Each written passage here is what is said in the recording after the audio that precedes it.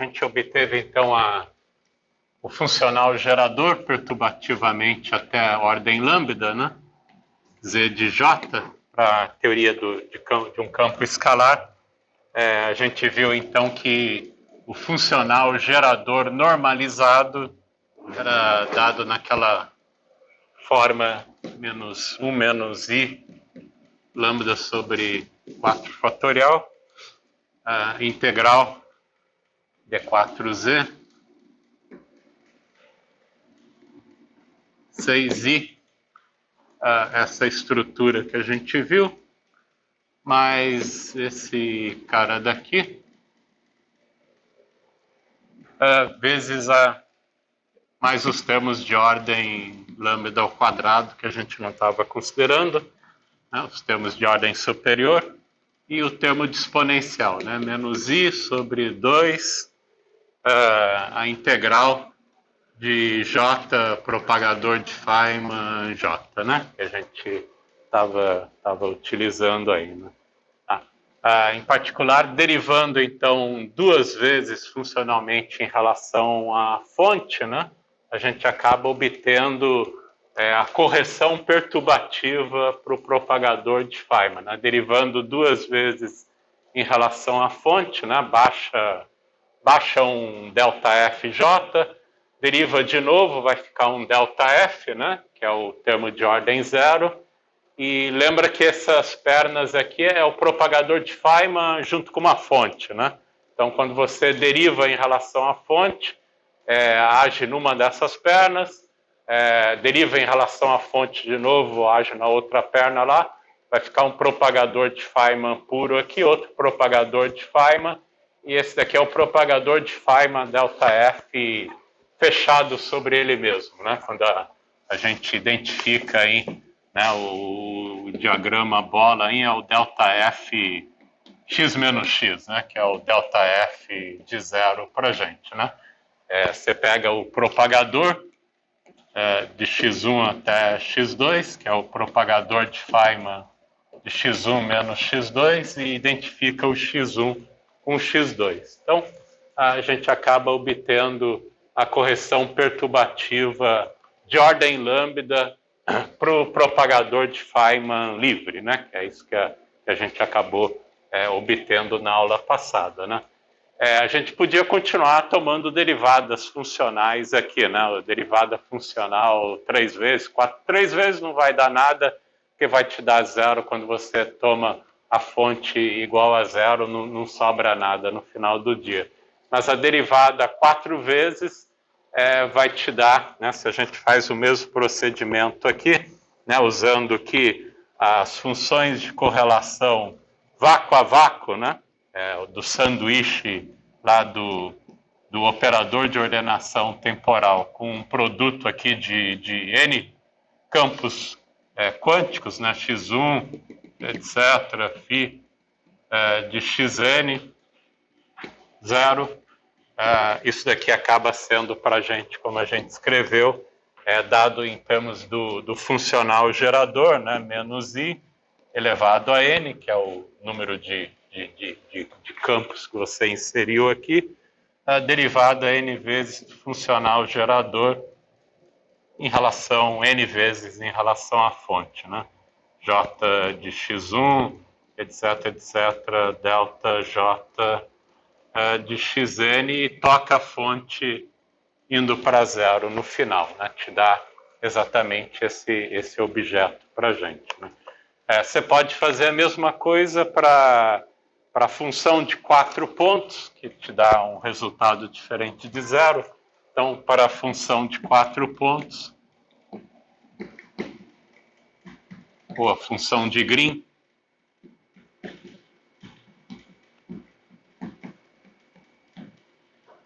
que é a amplitude de transição vácuo a vácuo do operador de ordenação temporal φ de x1, φ de x2, φ de x3, φ de x4, acaba sendo então menos I elevado a 4, derivada funcional 4 vezes Z de J, delta J de x1, delta J x2, delta J x3, delta J x4 e toca a fonte no final igual a zero aí para gente. Calculando então esse objeto até ordem lambda, né? A gente pode usar de novo o que a gente escreveu aqui, derivar 4 vezes esse objeto, né? Vai derivando mais, deriva 4 vezes ele em relação à fonte. Claro que a derivada, aqui só tem dois termos de fonte, se você derivar mais vezes, da cara que vai embora, mas aqui tem um termo de fonte, outro termo de fonte, outro termo de fonte, outro termo de fonte, vai sobrar esse objeto aqui, né? E mesma coisa, derivando em relação às fontes aí, o que você obtém de extra aqui no final do dia, envolvendo as derivadas desse cara daqui, acaba todo se anulando quando você toma a fonte indo para zero nesse cálculo. Então, quem realmente acaba contribuindo aqui para a gente em ordem lambda, né, até a ordem lambda, somente esse sujeito daqui que tem 4 funções da fonte do que a gente definiu aqui nas pernas externas desse objeto, né? Então, a gente acaba ficando aí com a função de 4 pontos aí, que é basicamente que é esse sujeito, né? E assim por diante, né? Quantas funções de correlação em que você quiser, de quantos pontos você define do mesmo jeito por meio desse procedimento de ir derivando a fonte, né? Então, você obtém o funcional gerador, né, até a ordem perturbativa que você quer calcular, né, alguma coisa, e toma derivadas em relação à fonte, né, toma em relação à fonte e toca a fonte igual a zero no final do dia, né? Então, você vai obtendo todas as correções perturbativas aí para a função de 2 pontos, 4 pontos, o que seja que você estiver calculando, tá? Se a gente continuar com esse procedimento aí também, né? Deixa eu fazer aqui explicitamente esse cálculo aqui, né? Para ver quais os termos relevantes que a gente acaba obtendo, né? Então, se você faz explicitamente essa conta, né? Você acaba ficando com o seguinte resultado, né? Vai derivando 4 vezes em relação à fonte, e a gente fica, então, com a seguinte estrutura, né? O termo relevante aqui vai ser esse daqui para a gente, né? Os outros termos não é tão relevante aí, que acaba sobrando nesse procedimento, né? Então, quando você deriva uma vez, deriva outra vez, vai aparecer um propagador de Feynman, né? De ordem lambda zero, deriva outra vez, vai aparecer um outro propagador de Feynman. Então, são 2 objetos desse tipo que acaba aparecendo. Deriva uma vez, deriva outra vez, vai baixar um propagador de Feynman no termo de ordem lambda aqui, e deriva em relação à fonte, deriva em relação à fonte, vai dar esse objeto, mas sem a fonte explicitamente aqui nas pernas externas, né? Só o propagador de Feynman, mas ainda tem um propagador de Feynman explicitamente, né? E finalmente deriva 4 vezes, vai sobrar um objeto desse tipo, diferente de zero, quando você toca a fonte igual a zero. Então, no final do dia, se você faz esse procedimento de tomar essas 4 derivadas funcionais, né, vai aparecer 2 fatores de propagador de Feynman, que vai ser de ordem lambda zero no final do dia, com o sinal, levando em conta os sinais aí, todos desse procedimento aí das 4 derivadas funcionais, vai sobrar um fator numérico -3 e um propagador de Feynman, outro propagador de Feynman. Você pode ver isso em relação a esse objeto daqui, né?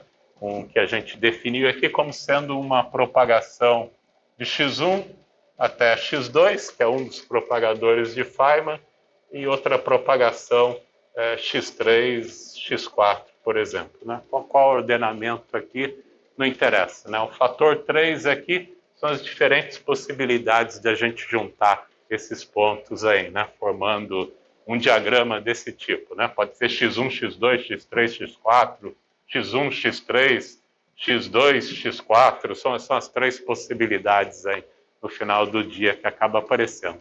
Tá? O número aparece naturalmente quando você faz isso. Então, a gente nem especifica aqui, porque isso já está implícito, as três possibilidades que você tem aí de construir um objeto desse tipo. Né? Quando você deriva de novo duas vezes em relação à fonte, baixa de novo um propagador de Feynman, deriva duas vezes aqui, te dá um outro objeto desse tipo aí, então acaba ficando com um fator numérico aí, que é o menos i lambda sobre 4 fatorial, o cara perturbativo aí. Vem esses fatores numéricos que, se você trabalhar, vai obter aí exatamente qual é o fator numérico, vai aparecer um 12 vezes 6, e entra um diagrama desse tipo, que é aquele lá, mas sem a fonte nas pernas, né? E outro propagador de Feynman. Né? Então você pode ver isso daqui de novo, uma propagação entre x1, x2, x3, x4. Passando por esse ponto intermediário Z aqui para a gente, né? Onde o propagador de Feynman fecha sobre ele mesmo. E as diferentes possibilidades de juntar esses pontos aí, formando esse diagrama, dá exatamente esse fator numérico aí para a gente. Então, não vou especificar aqui, porque pode ser qualquer combinação. x1, x3, x1, x4, sei lá, não interessa aí, mas é exatamente uma estrutura desse tipo que acaba ficando, né? E, finalmente, as derivadas funcionais atuando nesse objeto que acaba te dando aí, se você deriva 4 vezes mais, vai te dar um fator 24, e agora simplesmente esse sujeito aqui, né? E a gente fez a fonte igual a zero, né? Fez a fonte igual a zero. Então, é essa estrutura exatamente que a gente acaba obtendo, né? De novo, isso daqui são os 4 propagadores de Feynman, né? Você tem os 4 pontos aí, né? x1, x2, x3, x4. Então, x1, x2, x3, x4, ou qualquer combinação deles aí, que você está juntando nesse vértice de 4 pontos que a gente tem, né? Então, você tem 4 possibilidades de juntar essa perna com essa daqui, né? Sobra 3 possibilidades de juntar essa perna com essa daqui, ou pode ser qualquer outra combinação. E essas duas pernas, você tem 2 possibilidades aqui de juntar e só sobra uma possibilidade. Então, é um fator 4, 3 vezes 2, que dá exatamente o fator 24, né? De juntar os pontos x1, x2, x3, x4 da nossa função de correlação. Né? Então, mas isso aparece naturalmente de novo quando você vai fazendo essas derivadas funcionais. Né? Mas é o fator de simetria do diagrama de Feynman, essencialmente, né? Que acaba aparecendo. Então, a gente chama esses números que fica aqui na frente cada um desses diagramas dos fatores de simetria, que são as maneiras que você tem de juntar, né, os N pontos, né, da função aí de correlação que você está calculando.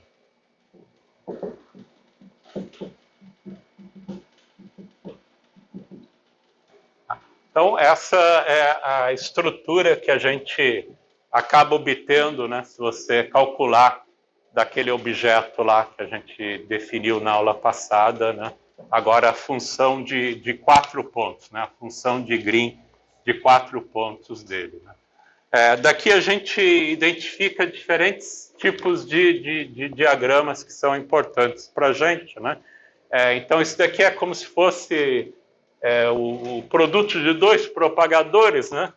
Você pode interpretar como uma partícula propagando livremente, né? E a outra partícula propagando livremente, né? De um ponto até outro, de um ponto até outro, sem interagir sem ter interação entre essas partículas, né? Então, é simplesmente pegar o propagador de Feynman livre e tomar o produto dele duas vezes, né? Como se fosse duas partículas propagando livremente, né? Aqui o que a gente tem, né? A gente tem essa estrutura aqui que é a correção do propagador de Feynman, né? Que a gente obteve na aula passada, quando a gente calcula a função de dois pontos, né? A função de Green de dois pontos que gerava esse sujeito, que é um propagador de Feynman, indo de x1 até um ponto intermediário z, do ponto intermediário z até o ponto x2, né? E com uma correção perturbativa que é dado por esse objeto aqui, né? Essencialmente aí para a gente. Então, representa uma partícula que está propagando e interage com ela mesma, né?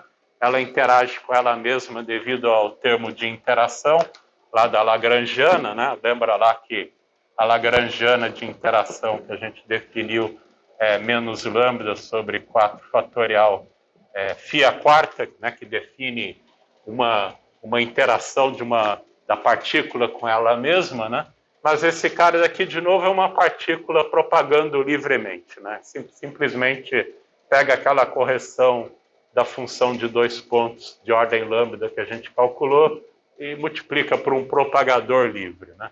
Agora, esse cara daqui é o cara que realmente interessa, né? Como você tem uma partícula propagando, interagem, é um processo de espalhamento, né? É exatamente um processo de espalhamento. Isso daqui é exatamente uma amplitude de espalhamento, né? Então, essa função de Green de 4 pontos aí está associada exatamente com essas diferentes propagações, né, dessas partículas que leva a essa estrutura do ponto de vista de interesse, que você vai calcular alguma coisa experimentalmente, esse é o cara relevante que te dá uma amplitude de espalhamento.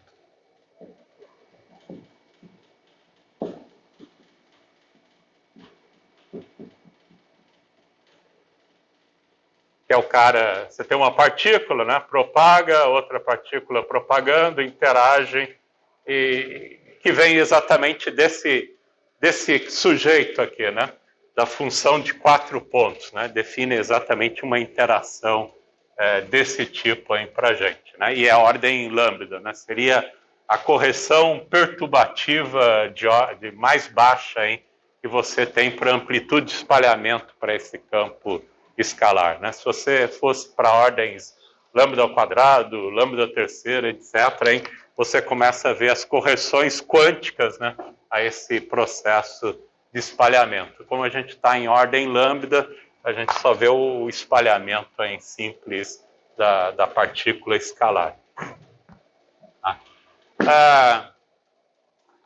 Então, o objeto aqui de interesse é exatamente esse daqui, né? Esses caras aqui que não tem conexão nenhuma entre essas propagações, né? É o que a gente chama de diagramas desconexos.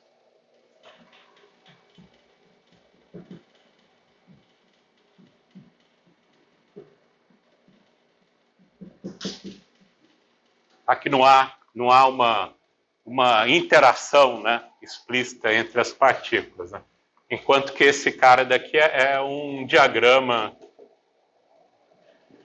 conexo, onde você tem explicitamente uma interação envolvendo essas partículas no final do dia, que é o processo relevante aí para a gente, né? Diagramas desconexos, desconectados, ou conexos, ou conectados, né? Sei lá como é que eu acho que é a mesma coisa aí no final do dia. Então a gente está interessado basicamente nesses diagramas, né? Que representa processos físicos para a gente, tá? Então, de certa forma, esse funcional gerador gera todo mundo, né? ele vai gerar todos os processos para você, né? Mas nem todos os processos que ele gera é interessante, né? Não envolve aí explicitamente o que a gente quer calcular eventualmente aí, no laboratório lá no LHC, ou o que for, né? Que é um processo de espalhamento ou uma amplitude de espalhamento, né?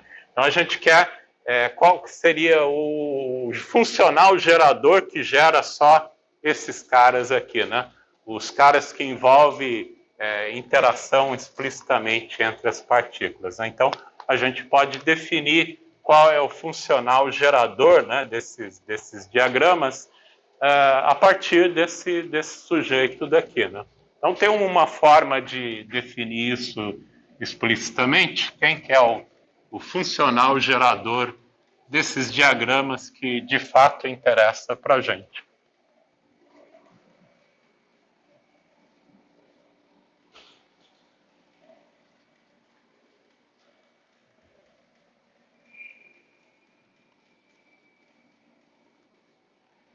Esse é o que a gente chama de funcional gerador.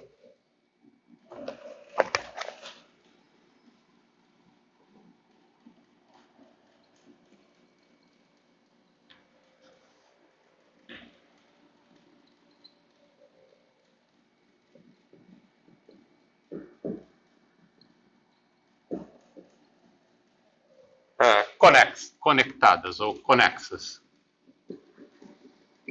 Ou conectadas, conexas.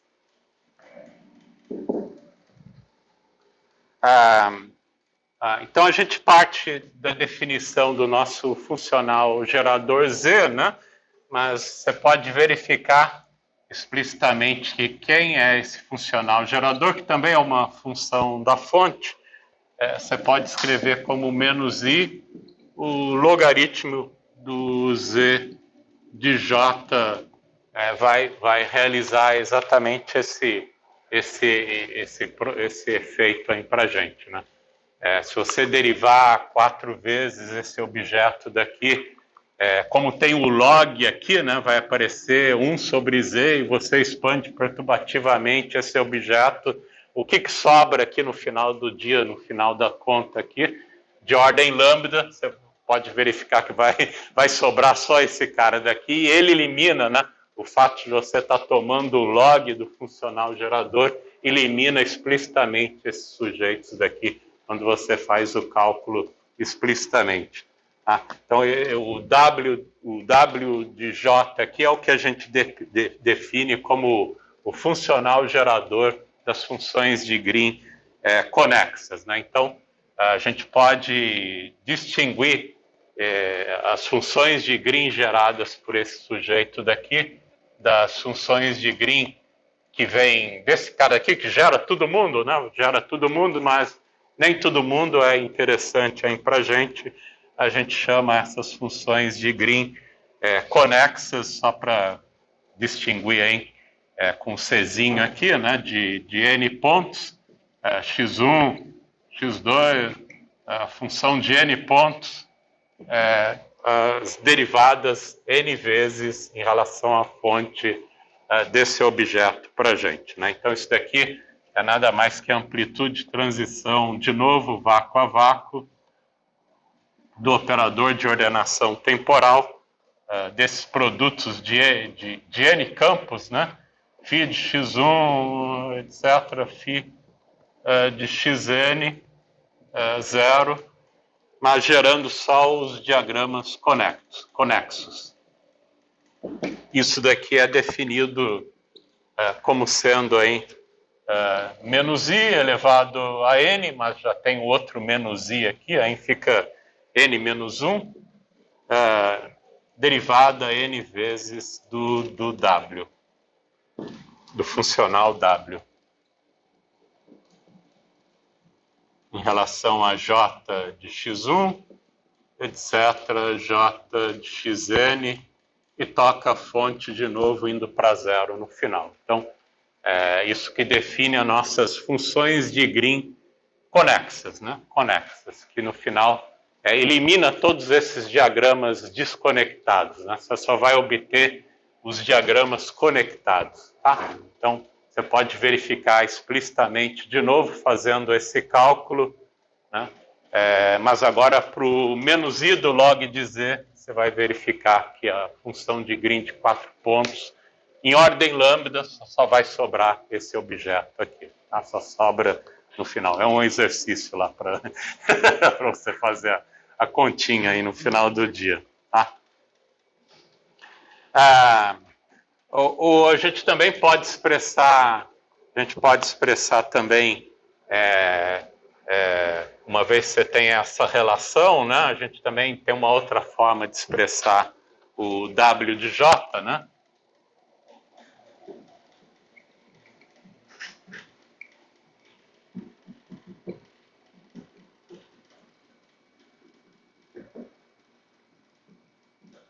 O nosso W de J, nesse funcional gerador específico aí, a gente pode olhar como uma espécie de expansão, uma espécie de expansão em série de Taylor, né? Se você ir tomando derivadas aqui, é como se fosse uma expansão em série de Taylor. Então, você tem o cara de ordem 0, ordem 1, ordem 2, da expansão em série de Taylor em relação à fonte, né? Então, a gente pode expressar isso daqui como uma expansão em série de Taylor em relação à fonte. Acaba sendo analogamente escrito aí como sendo I elevado a n menos 1 como uma expansão em série de Taylor até infinito, de 1 sobre n fatorial de integral de d4x1 d4xn vezes j de x1, etc., j de xn, vezes os coeficientes, né? Isso daqui acaba sendo os coeficientes dessa expansão em série de Taylor, né? Desse objeto, e dá as funções de Green conectadas de n pontos, x1, etc., xn. Então, é uma outra forma de escrever isso daqui, olhando isso daqui como sendo os coeficientes da série de Taylor, né? Então, é a derivada primeira, segunda, terceira, com a fonte igual a zero, é a mesma coisa que fazer uma expansão em série de Taylor, cujos coeficientes são exatamente esses objetos para a gente, né? É uma outra forma de expressar esse objeto. Tá? Então, daqui, né, a gente também pode calcular agora, voltando de novo lá para a função de Green de 2 pontos, né? Olhar para a função de Green conectada agora de 2 pontos, né? Que é a derivada segunda, né, em relação à fonte desse objeto, né?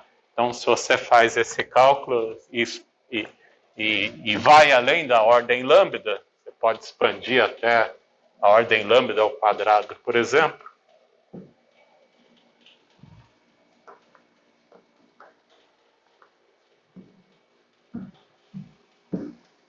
Então, a gente pode fazer o cálculo aqui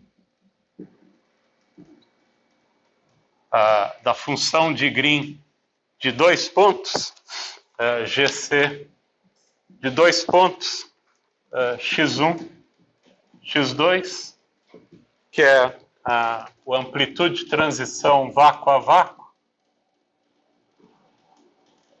de φ de x1, φ de x2,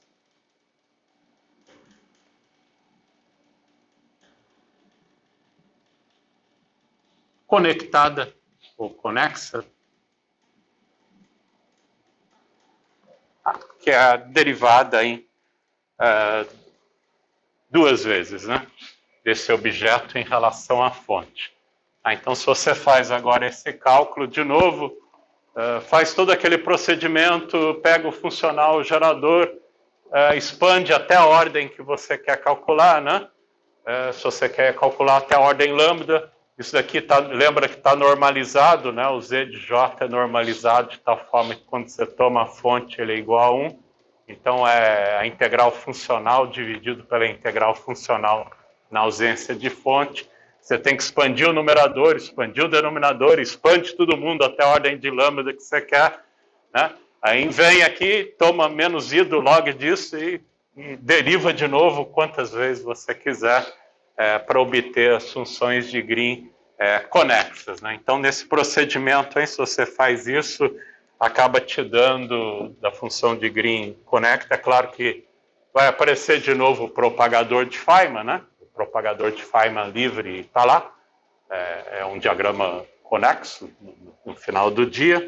E as correções perturbativas a esse objeto, né? Então, tem o fator numérico aqui que a gente obteve na aula passada, acaba sendo o mesmo. O cara de ordem lambda que dá esse diagrama, né? Partícula propagando de um ponto a um ponto intermediário, você tem uma interação, que é a correção perturbativa do propagador de Feynman de ordem zero, e a partícula, de novo, propaga até o ponto final. Se você continua, né, nas ordens seguintes, né, no termos de ordem lambda ao quadrado que vai aparecer, os termos de ordem lambda ao quadrado, vai aparecer de novo um fator numérico aí. Aí você tem de novo propagador de Feynman, né? E como é ordem lambda ao quadrado, você pode imaginar uma estrutura desse tipo agora. A partícula propaga, interage de novo, continua propagando, né? Até o ponto final. Então essa estrutura também está lá.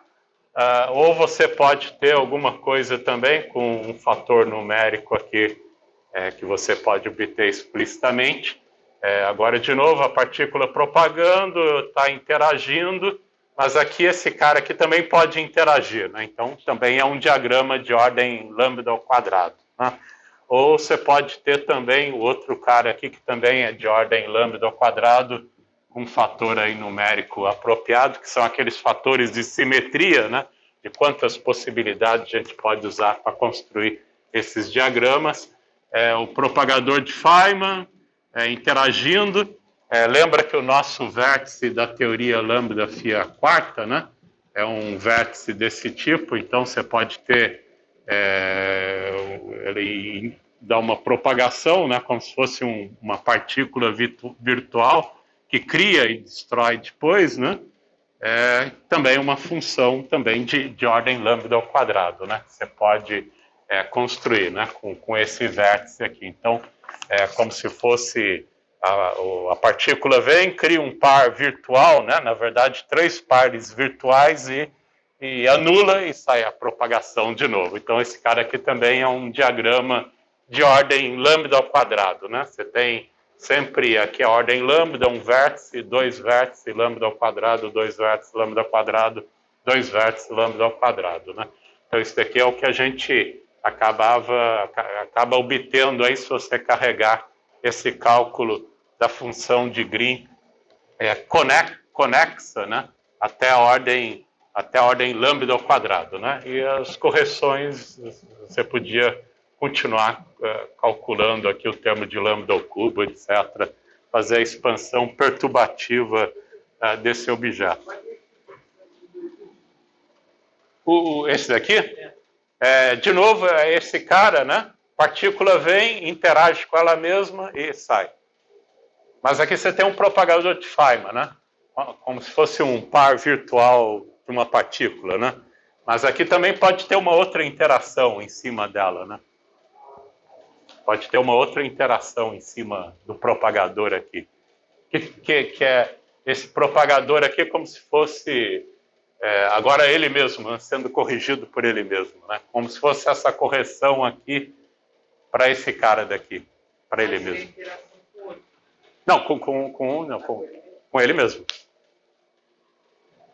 Tem que você só tem uma interação, só tem um campo escalar, né? Mas aqui é o par virtual interagindo com outro par virtual, né? Você pode ver aí. Esse cara daqui. Você tem Isso aqui é como se fosse o vértice de interação para a gente, né? O vértice de interação, né? Então você tem esse cara daqui, né? O propagador livre. Aí você pode criar essa interação, né? Mas aqui também você pode criar outra interação, né? Ou pode vir aqui também, ou pode vir aqui, ou quantas interações você quiser, né? Então os termos de ordem superior perturbativamente vai gerando todos esses termos, né? Vai gerando todos eles, tá? Oi? São correções também. Esse daqui é um cara de lambda ao quadrado, né? Esse cara aqui é lambda ao quadrado, lambda ao quadrado, lambda ao quadrado. Mas não tem mais nenhuma outra estrutura conexa de ordem lambda ao quadrado que você pode imaginar que você pode construir. Né?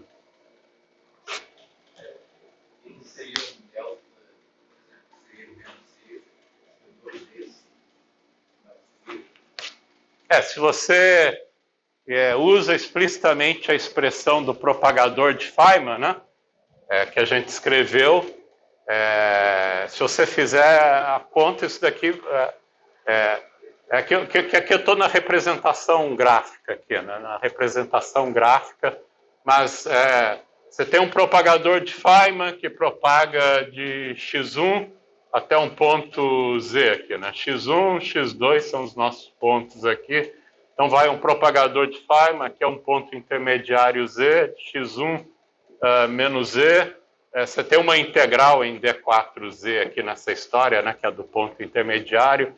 Aí tem outro propagador de Feynman, delta f de z até x2, que é essa outra perna aqui, né? Você tem esse sujeito daqui, que são dois propagadores de Feynman, né? São dois propagadores de Feynman desse ponto z até, sei lá, vou botar um outro ponto aí, sei lá, ponto y, chamar um ponto de y. Então você também tem mais a integral d4y, o propagador de Feynman de duas vezes, né? Então vai aparecer z menos y ao quadrado, e finalmente tem um cara aqui sozinho, que é um delta f de zero, que é o cara aqui de cima, né? que ele fecha sobre ele mesmo, né? Então, em termos de propagador de Feynman, é um bicho desse tipo. Tá? Que é o lambda 4, ele tem quatro pernas saindo da interação. Todos eles têm quatro pernas saindo da interação. Desde o lambda, o primeiro, tem quatro pernas saindo do ponto de interação. Todos eles têm. Então, não existe um outro que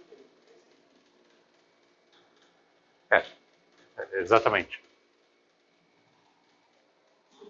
Mas em termos de propagadores de Feynman, esse cara daqui é um bicho desse tipo, né?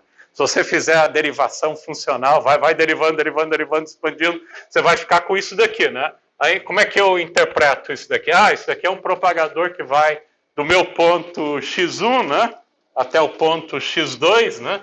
De x1 a x2, mas passando por um ponto intermediário, né? Então, é essa linha aqui com o ponto intermediário. E aí vai aparecer um outro bicho desse tipo, né? Vai aparecer um delta f ao quadrado de z menos um outro ponto qualquer. E finalmente vai aparecer um delta f de zero. Então você interpreta tudo isso daqui exatamente como um diagrama de Feynman desse tipo. Tá? no caso são dois pontos, você tem que se calcular. Então isso aí encontrará. Sim. Porque, não exatamente, porque você podia encontrar esse objeto, né? Lembra que... sim, da função de... Sim. Se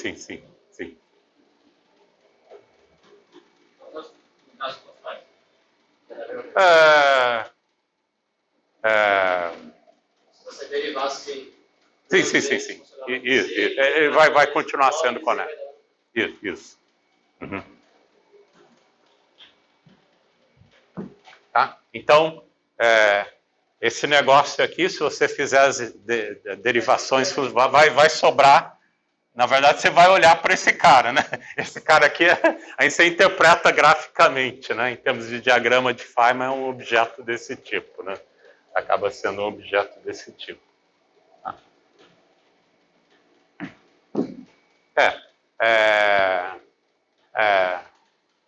Para a função de 2 pontos, sim.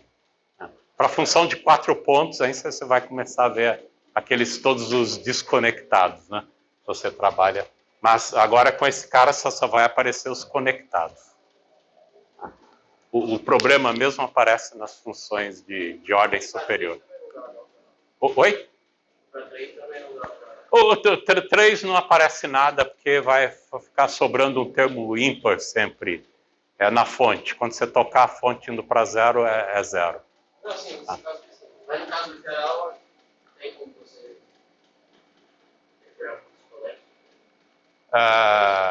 recuperar para a função de 3 pontos, aí seria um termo de interação diferente. Seria um φ3, por exemplo, que aí o teu vértice é alguma coisa desse tipo, de 3 pontas, né? Φ, 3 φs, né? Aí tem a função de 3 pontos, né? Existe a função, tem a função de 1 ponto também, porque aí sobra um cara desse tipo aqui, que é uma função de 1 ponto. Né? Mas para a nossa interação, que é par, você não tem um cara de uma perna só, né? Porque tem as 4 pernas aqui, como é que eu vou juntar essas 3 pernas para sobrar uma só? Não tem aí como. Mas se tiver um cara desse, aí sim. Tá? Então, para o lambda φ4 puro, só tem funções de Green pares, né? Mas se a sua interação for ímpar, aí tem. Vai fazer diferença. Exatamente. Depende da interação que você tem. Depende da interação que você tem. Tá? Aqui também a gente pode distinguir, então, outras estruturas aí de interesse, né?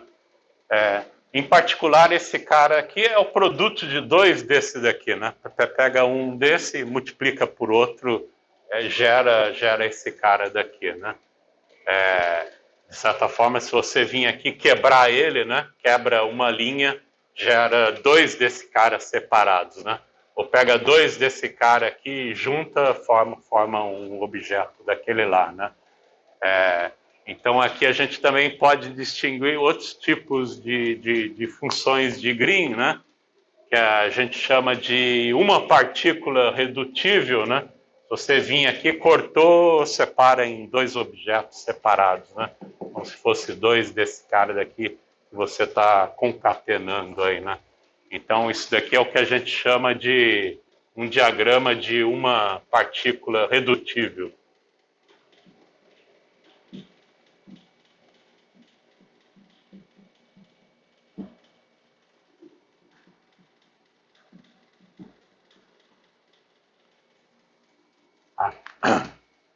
Enquanto que esses caras aqui, se você cortar, não separa nada, né? Você não consegue separar nada. Aqui, cortando uma linha, não vai separar nada dessa história aqui, né? Não fica nada separado aí, né? Então, esses diagramas aqui é o que a gente chama de uma partícula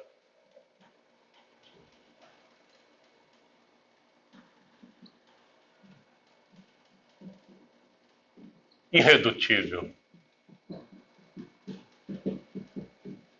Ou que a gente chama de um PI, né? De uma partícula irredutível, né?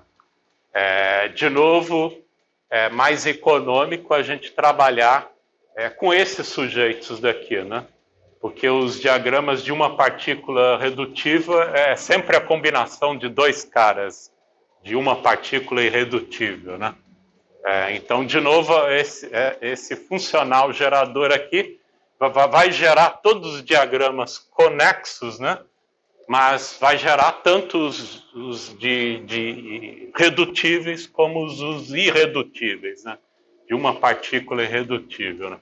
Então, é mais interessante a gente trabalhar com alguma coisa mais específica para os diagramas de uma partícula irredutível, porque os outros é sempre um produto aí desses caras aqui, né? Então, a gente também tem um funcional gerador, né, que gera só esses objetos daqui, que é o que a gente chama de funcional gerador.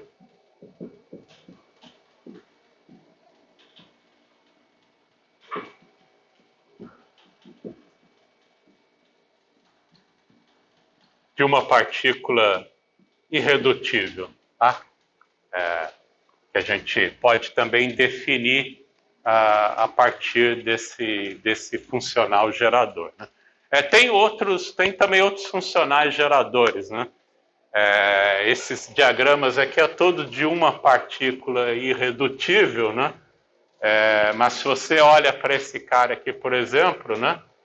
Você pode, para separar em dois diagramas separados, você podia vir aqui cortar, você tem que cortar duas partículas, né? Aí separa de novo esse objeto aqui, né? Então, esse cara daqui é o que a gente chama de diagrama de duas partículas irredutíveis, né?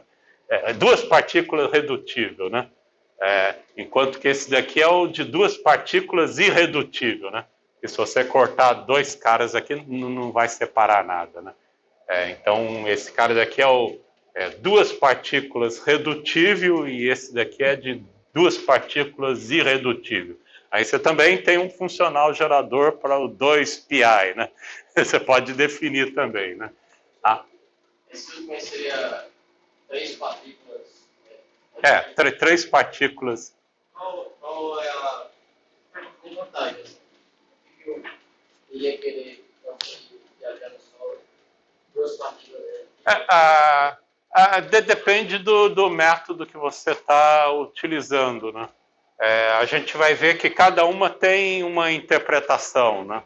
Esse funcional gerador, a gente vai ver que está diretamente associado com uma correção para ação.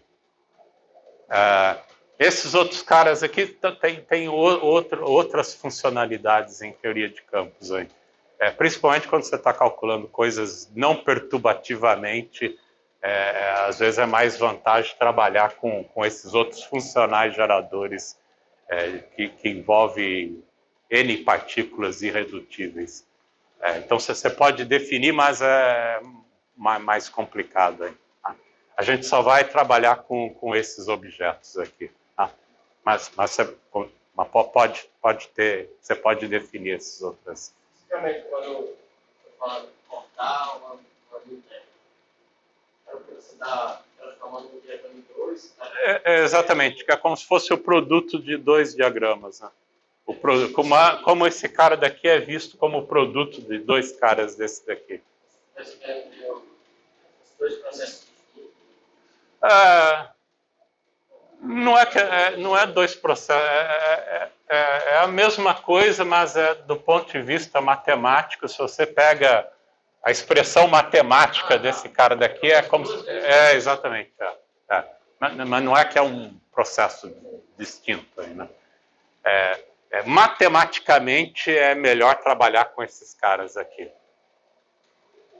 Porque uma vez você constrói todos os diagramas de uma partícula irredutível, os outros caras redutíveis é produto desses caras. Então,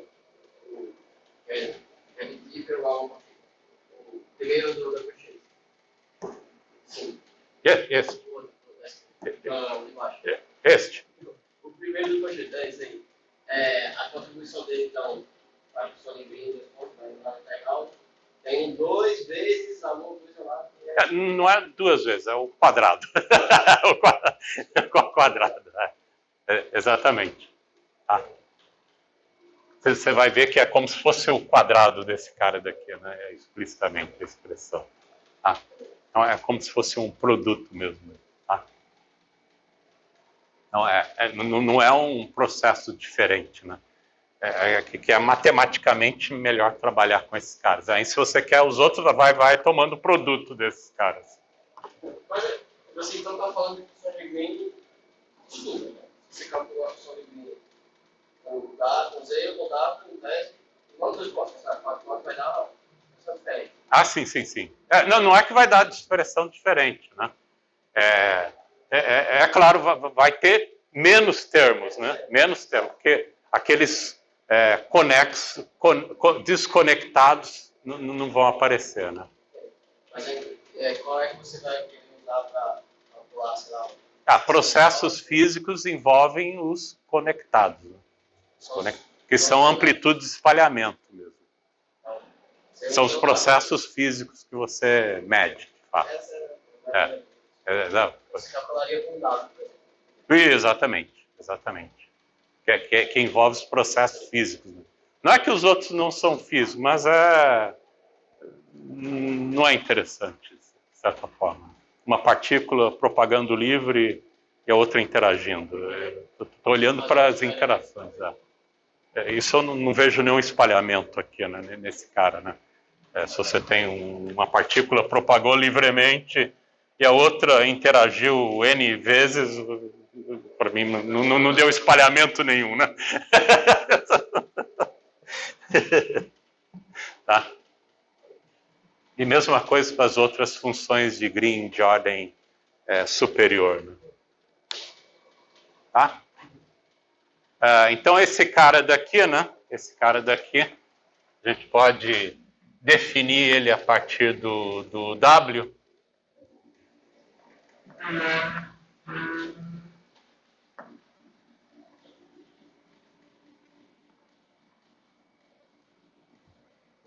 Tá? Esse funcional gerador das funções de Green de uma partícula irredutível, a gente acaba definindo como sendo, vou chamar de gama, φ barra, vou definir quem que é o φ barra daqui a pouco, nada mais que o funcional J, né, que eu apaguei lá, menos a integral de D4x, J de x, φ barra de x, que é uma transformação de Legendre, né? Acaba sendo uma transformação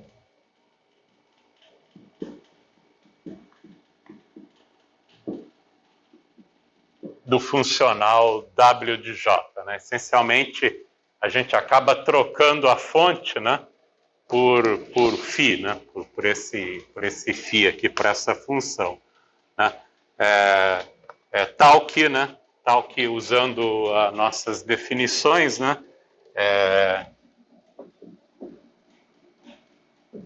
Se você toma a derivada funcional de W de J em relação a J de x, te dá o φ barra de x, né, que vem como definido para a gente, e a derivada de gama de φ barra em relação a φ barra te dá o menos J de x, que vem da definição aqui para a gente, né, a nossa definição.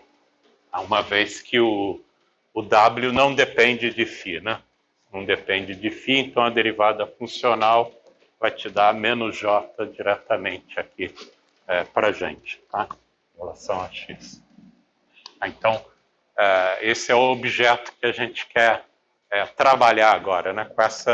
Com essa transformação de Legendre do W de J, né? Desculpa. Barra por enquanto é só uma função, né? Isso. Vai acabar sendo o campo escalar, mas na presença da fonte, com uma equação de movimento na presença da fonte. A gente chama também, né, o gama, esse gama de φ barra, a gente chama aí de ação efetiva.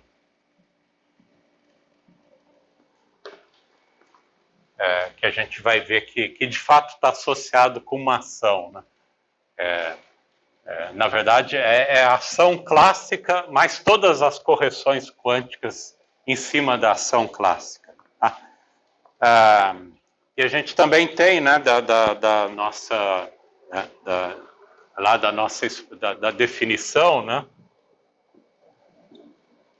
que a gente deu para o W.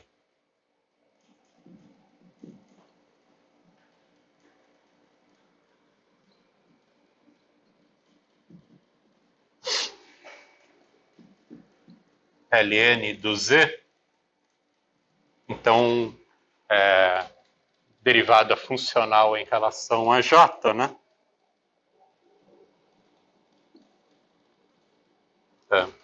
WJ.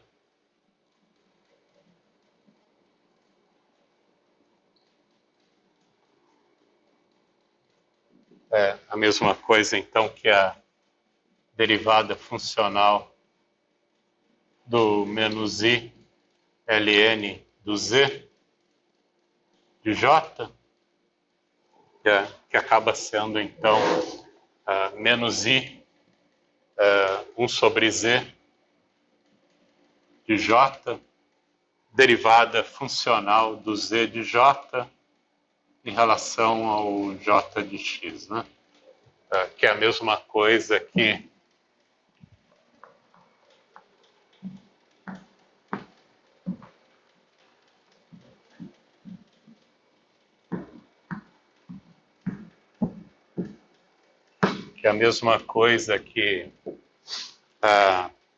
o menos I, né? Menos, 1 sobre Z de J é a normalização, né? Acaba sendo sempre a normalização para mim, para a gente. Então, isso aqui a gente pode associar como o valor esperado aí no vácuo a vácuo, né? do φ de x, que é a função de um ponto, mas na presença da fonte, né? Na presença da fonte. Tá? É a derivada, né? Lembra que a derivada funcional n vezes, né, do z em relação à fonte, é a função de Green de n pontos. Se você derivou só uma vez, é a função de Green de um ponto só. Né? E o z de j é a normalização para a gente, né? Simplesmente você está normalizando aí por z de j, isso aqui acaba sendo equivalente a... Então, isso aqui que a gente chama de φ barra de x, né? O valor médio do esperado aí do campo escalar, mas na presença de uma fonte, né? Na presença da fonte. Tá? Então, esse é o nosso objeto aqui para a gente, tá? Esse é o φ barra. Então, é o campo escalar, mas o valor esperado do campo escalar, mas na presença da fonte. A gente também tem, então, que se você toma a fonte indo para zero, né? Claro, se você toma a fonte indo para zero, isso daqui é identicamente zero para a gente, né? Então, a gente pode ver que o φ barra, né? O φ barra é exatamente a solução dessa equação para a gente, quando a gente toma o J indo para zero, né? Então, o φ barra aqui, então, é o valor esperado no vácuo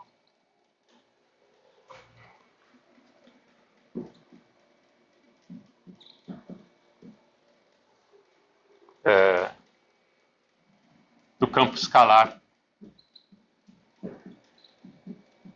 na presença da fonte.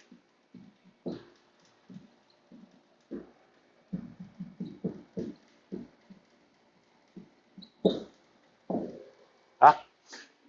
Se a gente faz a fonte indo para zero,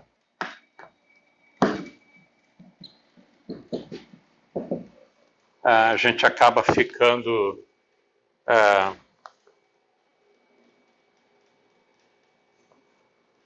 se a gente tem, se o φ barra for diferente de zero,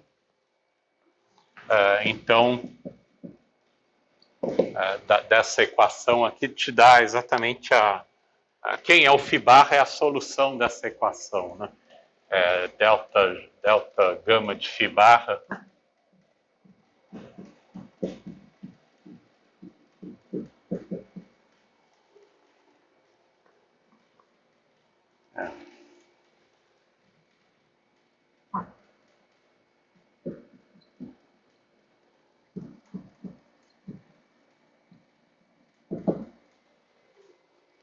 Desde que o φ barra seja diferente de zero, ele vai ser automaticamente a solução, né, dessa equação para a gente. Quando você toma a derivada do gama em relação a φ e bota isso igual a zero. Para a gente fazer essa conexão também de mostrar que gama é uma espécie de ação para a gente, né? Vamos resolver explicitamente uma equação para esse objeto daqui, supondo aí que você tem soluções em torno dessa solução para a gente, né? Uma solução em torno desse valor esperado no vácuo, né? do φ barra para a gente.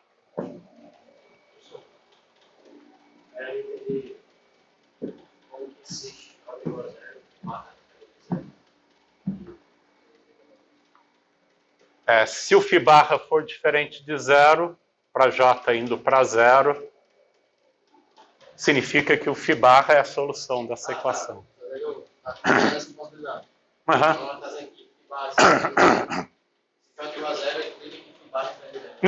Não necessariamente é diferente de zero. Mas se for diferente de zero, necessariamente é a solução dessa equação. Então, se o campo tiver um valor esperado de vácuo isolado, zero, então esse valor esperado vai ser a solução. Necessariamente a solução daquela equação.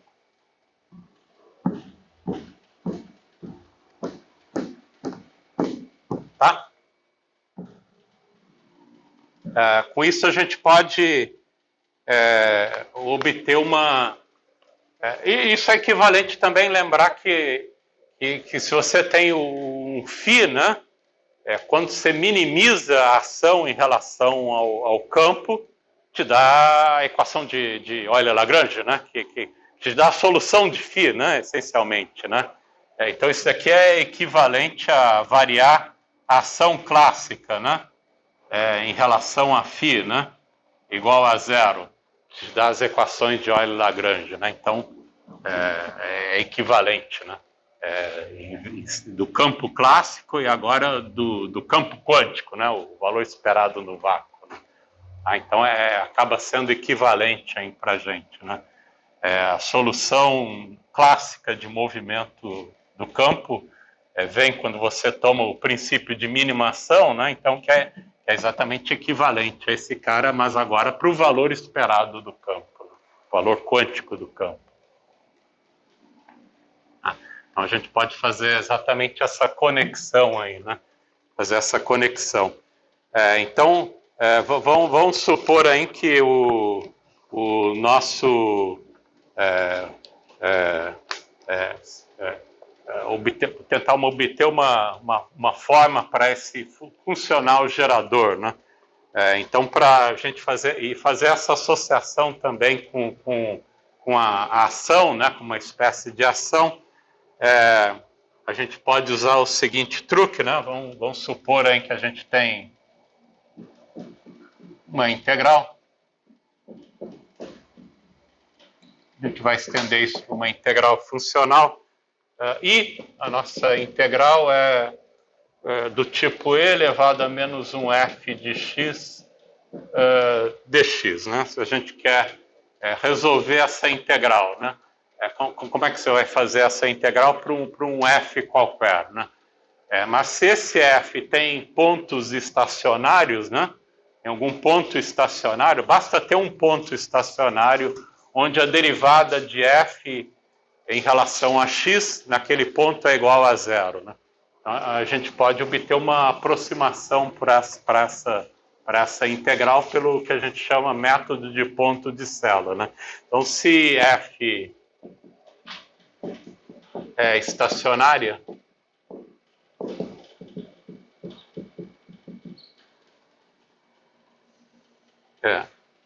Em torno de algum ponto, de um ponto x0. Então a gente pode escrever, expandir, né? O f de x em série de Taylor, o f de x, então, expandido em série de Taylor em torno desse ponto estacionário, vai ser o f de x0, né? O termo de derivada primeira é zero, porque o f é exatamente estacionário nesse ponto x0, então não tem o termo de derivada primeira, tem o termo de derivada segunda, da expansão em série de Taylor, 1 sobre 2x menos x0 ao quadrado, derivada segunda, né? Do x calculado em x0 mais blá blá blá blá, né? Assim por diante, né? O termo de derivada primeira é zero, porque o f é estacionário em torno desse ponto, né? Então a gente pode resolver explicitamente uma expressão para essa integral, né? Usando o método de ponto de Sela.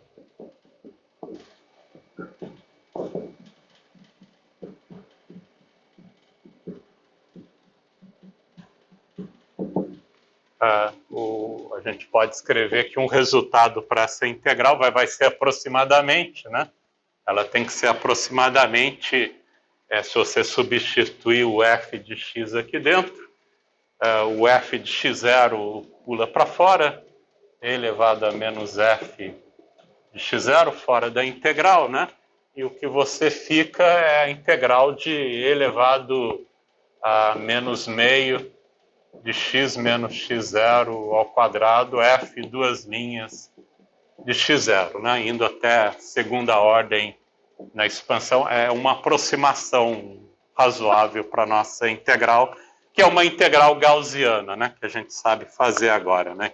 Então agora a gente aproximou a nossa integral completamente sem solução numa integral simples, que é uma integral gaussiana.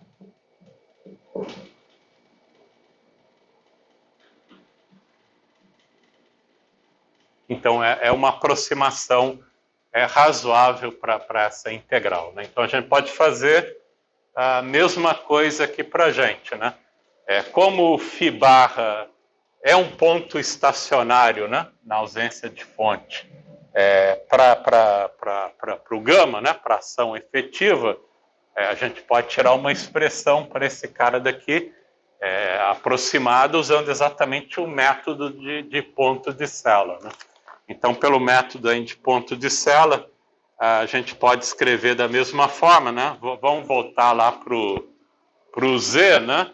O Z escrito em termos do W.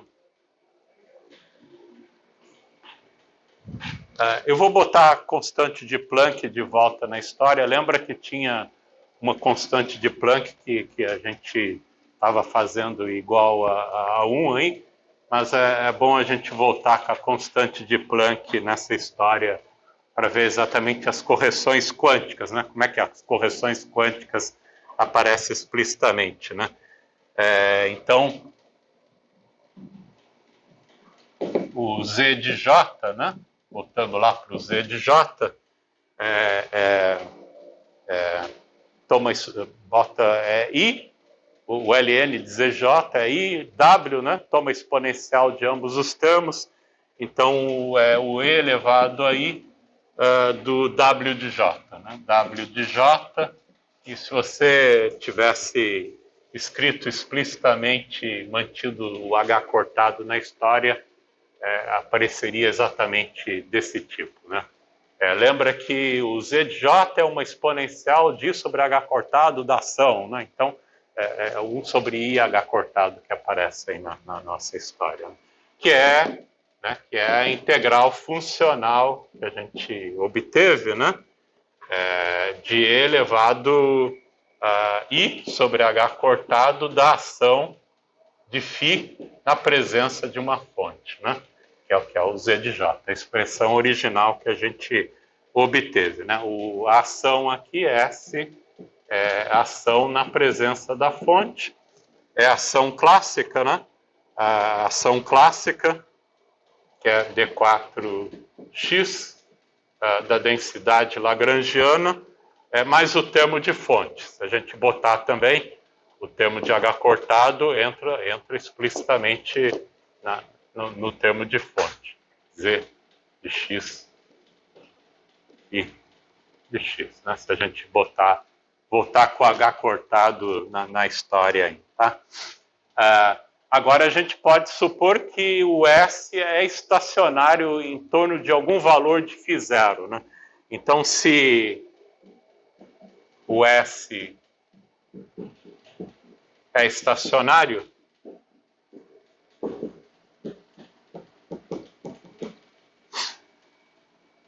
para algum valor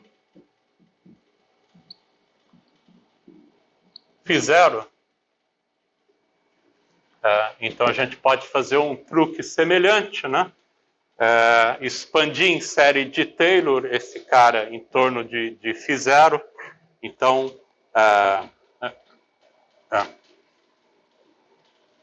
e esse φ0 aqui é a solução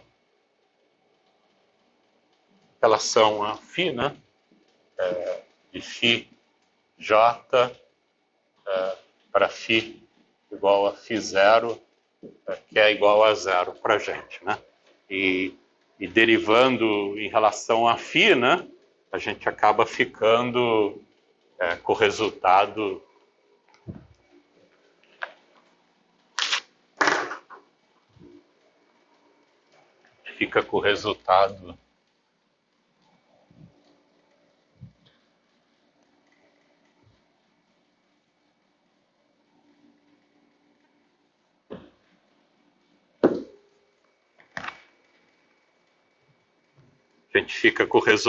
que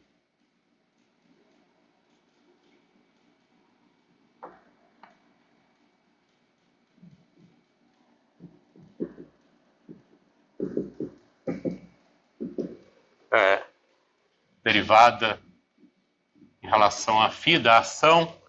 A ação é a integral de D4x, né? Do campo escalar, meio, dmi de φ, menos um potencial qualquer, V de φ, o termo de fonte, né? Mais H cortado, J vezes φ. E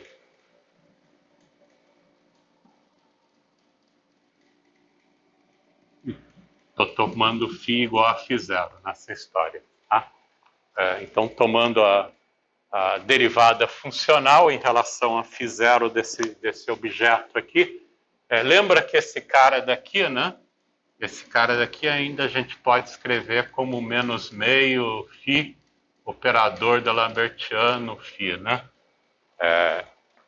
Então a gente pode, tomando a derivada em relação a φ, a gente fica com menos o Lambertiano de φ, vai ser a equação de movimento, menos a derivada de V em relação a φ, calculado em φ igual a φ0, né? Podia ter botado já o φ0 aqui. Isso tem que ser mais o termo de fonte, derivei em relação a φ, igual a 0. Então, é nada mais que a equação de movimento, né? A equação de movimento por campo escalar, mas na presença da fonte, né? O φ0 é a solução da equação de movimento clássica, mas na presença da fonte, né? Tá? Então, agora a gente pode aplicar esse método de ponto de Sella, né? Para achar uma aproximação aqui da nossa ação, né? Uma vez que o φ0 é um ponto estacionário, então vamos resolver a integral funcional por método de ponto de Sella. Então, agora a gente pode expandir, então, em série de Taylor, a ação, né? Em torno desse ponto estacionário.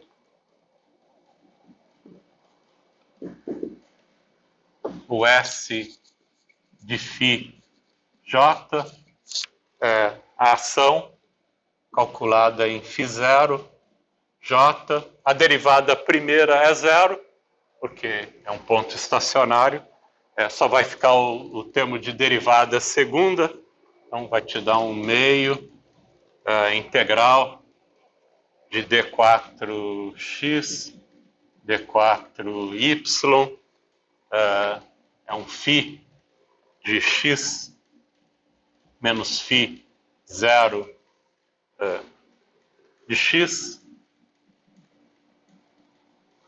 derivada funcional duas vezes da ação em relação a φ de x, a φ de y, e calculado em φ, né? Calculado em φ em φ0, e o outro termo φ de y menos φ0 de y, fecho, mais blá, blá, blá, blá, blá. Se você expandir essa função, né, em torno do ponto de Celer, como a gente fez aqui, é o equivalente aqui. Então, agora você pode pegar esse cara daqui, né? Pega esse cara daqui, é o que entra aqui na nossa integral funcional, né? O termo que não depende de φ pula fora, né? Que é esse cara daqui, que não depende de φ, só de φ0. Você pode tirar para fora, hein? E fica a integral funcional desse cara daqui, né? Que é uma integral gaussiana, né? Que é uma integral gaussiana para a gente. Tá? Então, a gente acaba ficando...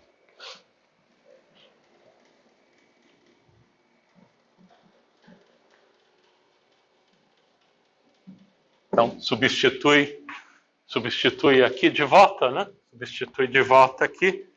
A gente acaba ficando aí com o elevado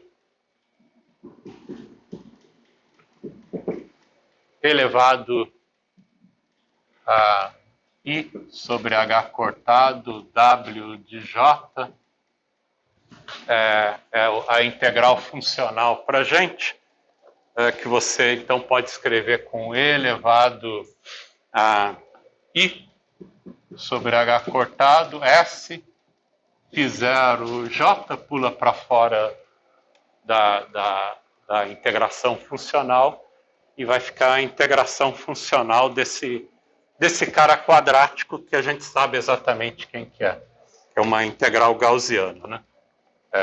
Eu podia ter chamado isso daqui também de filinha, né? Filinha de x, esse aqui é um filinha de y para a gente, né?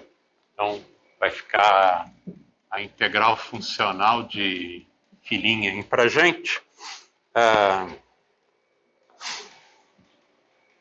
menos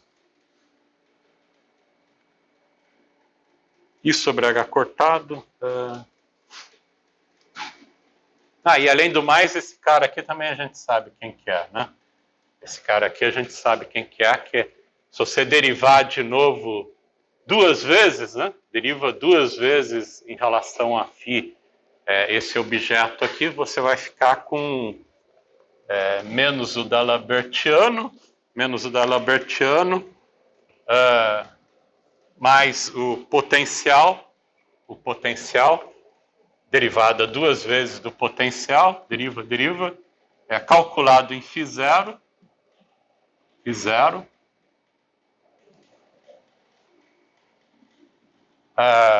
e a dependência xy aqui acaba entrando como uma delta de Dirac de x menos y. Então, se você tomar duas vezes a derivada funcional, é a mesma coisa que derivar funcionalmente de novo esse objeto aqui, né? Da nossa ação. Né? Você pode verificar que dá exatamente esse operador aqui, né? Uma função só do φ0 aí para a gente. Tá?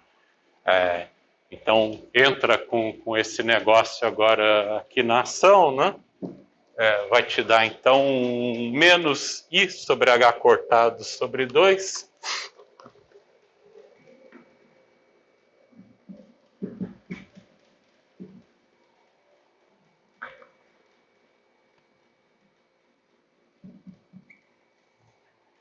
da integral de d4x. Uma dessas integrais aqui é resolvida pela delta de Dirac. Então, fica d4x, filinha de x, operador, né, esse operador aí, box, d'Alabertiano, mais derivada 2 vezes do potencial calculado em φ0, vezes filinha de x. Então, é uma aproximação aqui para a gente, né? Não é exato, mas a gente está fazendo até primeira ordem na nossa expansão em série de table. Beleza. Então, agora, se você quer esse resultado aqui também a gente já viu, né? É uma integral funcional gaussiana, né? O resultado dessa integral funcional aqui acaba te dando como resultado aí, como é que a gente escreveu? Esse daqui é o determinante do nosso operador aqui, não, o operador que a gente tem, determinante de a menos meio. Que acaba sobrando aí no final do dia.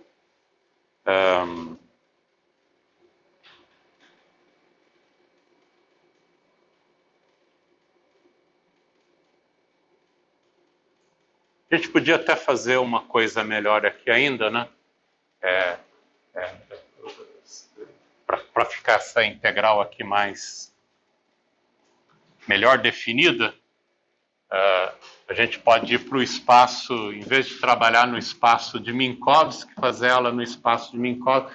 Estritamente tinha que botar aquele I epsilon aqui na história, né? Tinha que botar o I epsilon para essa integral convergir, né? A gente pode ir para o espaço euclidiano.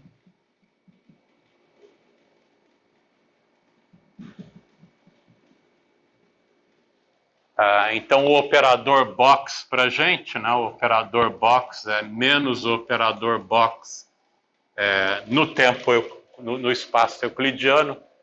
Quando você faz o tempo t indo para menos i tal, que é o tempo euclidiano, né, o menos i d4x, né, o i d4x acaba ficando simplesmente d4x euclidiano no espaço de euclidiano para a gente.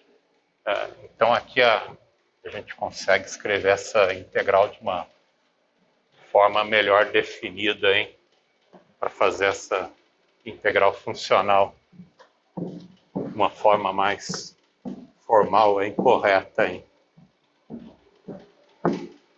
Então, esse objeto aqui para a gente fica a integral funcional de filinha, né?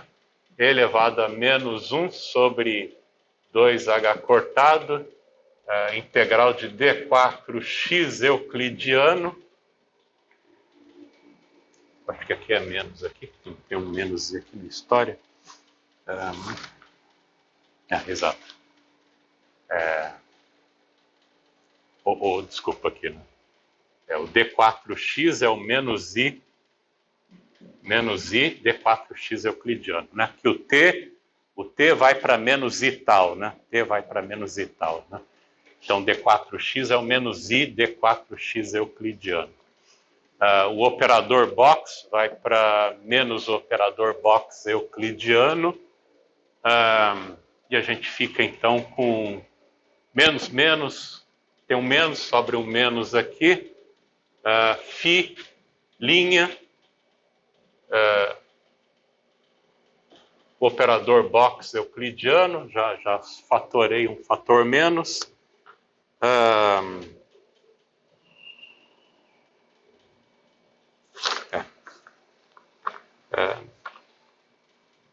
Podia ter deixado lá. Então, tem aqui um menos, mais a derivada segunda em φ0, filinha. Agora sim, essa integral gaussiana para a gente, que é a integral de dφ e elevado a meio, integral de φ a φ, é a mesma coisa que o determinante de a menos meio. Então, a gente acaba ficando com aquele resultado que eu tinha escrito anteriormente aí para essa integral.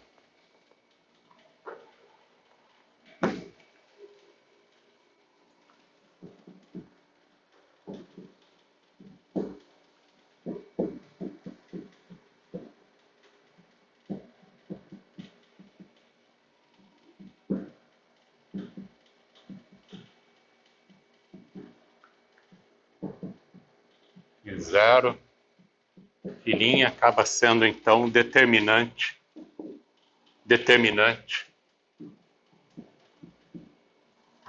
de menos o operador box euclidiano mais a derivada duas vezes de φ0 do potencial elevado a menos meio. Tá. Então a gente acaba obtendo que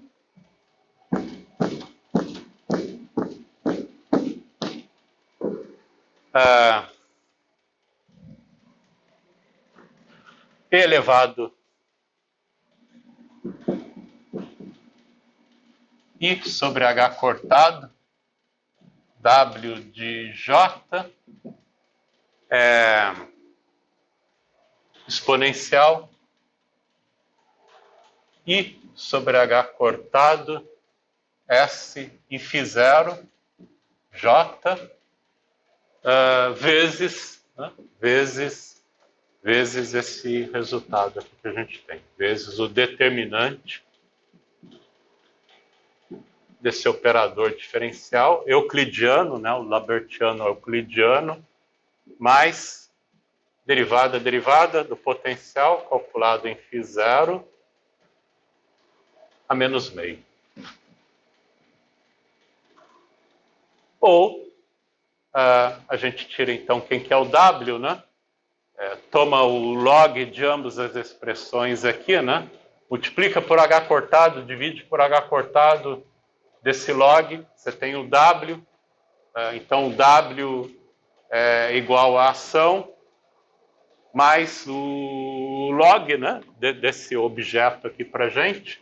Então você acaba ficando com a expressão aí, que o W tira o log de ambos os termos, multiplica por H cortado sobre I, você fica com W de J, então, ação clássica na presença da fonte para o φ0, né? Para aquele φ0 que é a solução da equação de movimento na presença da fonte, mais I H cortado sobre 2 do ln do determinante desse objeto aí, né? Desse sujeito aí. Quando você tira o log, abaixa o menos meio, aí multipliquei por H cortado, né? E dividi por I, então o menos I, com mais I, 1 sobre I, com menos vai ficar o I aqui em cima, menos o Labertiano euclidiano mais V, duas linhas de φ0.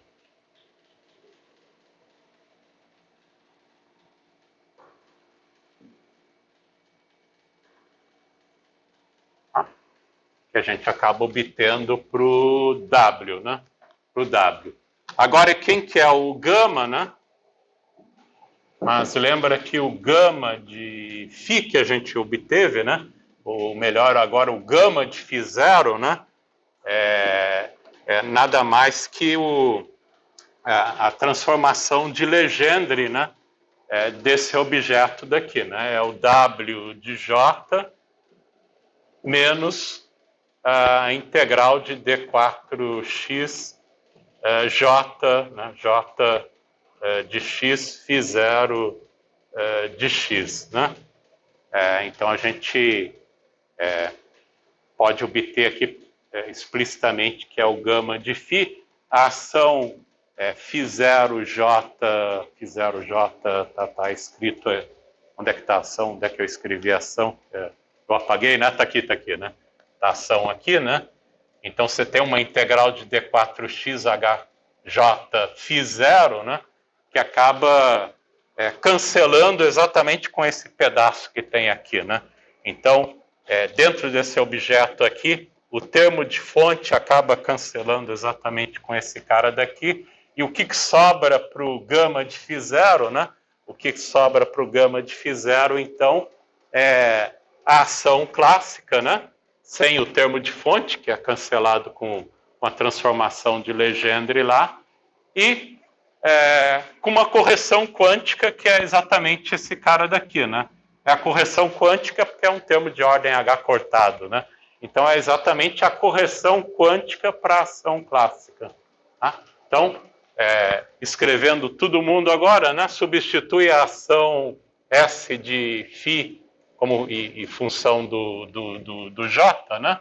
A gente acaba obtendo, então, quem é o gama de φ0.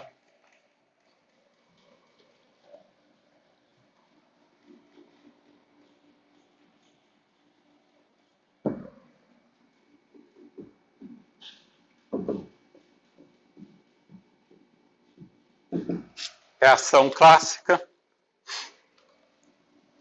em φ0 com uma correção quântica que é mais I H cortado sobre 2 desse log do determinante aí.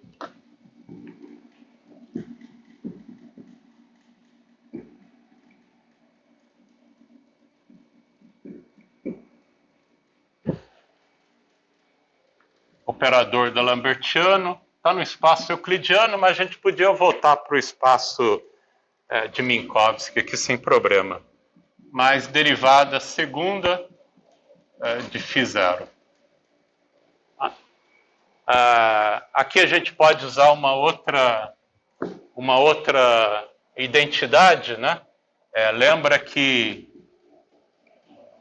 o log do determinante de uma matriz A qualquer é o traço, né, do log de A.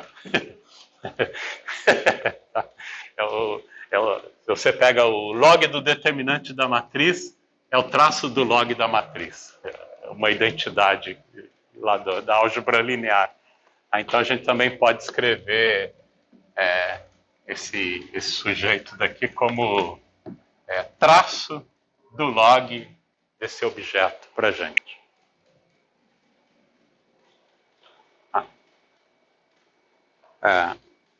Esse é o resultado que a gente acaba ficando. Então você vê explicitamente, né, que o gama de fato está associado com a ação, né?